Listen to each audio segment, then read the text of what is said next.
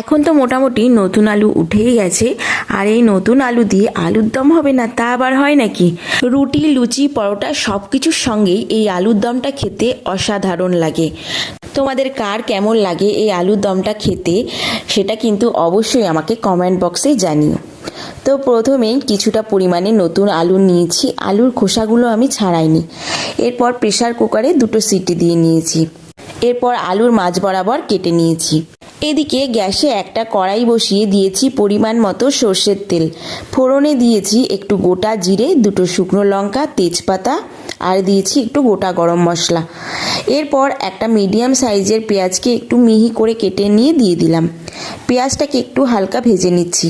ওপর থেকে একটু লবণ ছিটিয়ে দিলাম যাতে পেঁয়াজটা খুব তাড়াতাড়ি নরম হয়ে যায়। এরপর দিয়ে দিচ্ছি গুঁড়ো মশলা। গুঁড়ো মশলার মধ্যে ছিল হলুদ গুঁড়ো, একটু জিরের গুঁড়ো, আর একটু লাল লঙ্কার গুঁড়ো। সব কিছুকে একটু কষিয়ে নিচ্ছি। আমি একটু একটু করে জল দিয়ে খুব ভালো করে মশলাটা কষিয়ে নিচ্ছি।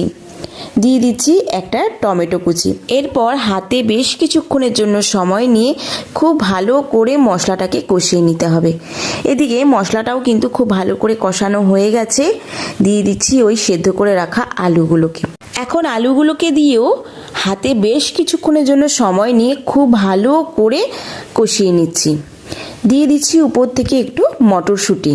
এই আলুর দমের মধ্যে একটু মটরশুঁটি দেওয়া হলে আলুর দমের স্বাদটা কিন্তু আরও বেড়ে যায়।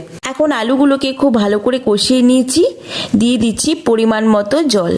জলটাকে দিয়েও খুব ভালো করে একটু মিশিয়ে নিলাম। এখন মিডিয়াম আঁচে 15 মিনিটের জন্য ঢাকা দিয়ে রাখছি। 15 মিনিট পর এই যে ঢাকাটা খুলে নিয়েছি। এখন ঝোলটা অনেকটাই শুকিয়ে এসেছে। এখন একটা খুন্তি দিয়ে একটু চেক করে দেখছি আলুগুলো খুব ভালো করে সেদ্ধ হয়েছে কিনা। আলুগুলো খুব ভালোভাবে সেদ্ধ হয়ে গেছে। এখন খুন্তি দিয়ে অনবরত একটু নেড়ে চেড়ে নিচ্ছি। সবশেষে দিয়ে দিচ্ছি সামান্য পরিমাণে চিনি, আর দিলাম একটু গরম মশলার গুঁড়ো, সামান্য একটু গাওয়া ঘি। এই ঘিটা দিলে এই আলুর দমের স্বাদটা কিন্তু আরও বেড়ে যায়। আলুর দম তো প্রায় তৈরি হয়ে গেছে, আর একটু 5 মিনিট মতন একটু ফুটিয়ে নিচ্ছি।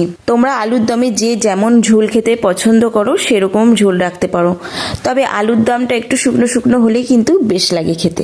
আলুর দমের সঙ্গে বানিয়ে নিয়েছিলাম একটু গরম গরম ফুলকো ফুলকো লুচি। আজ এই পর্যন্তই, দেখা হবে নেক্সট কোনো ভিডিওর সাথে।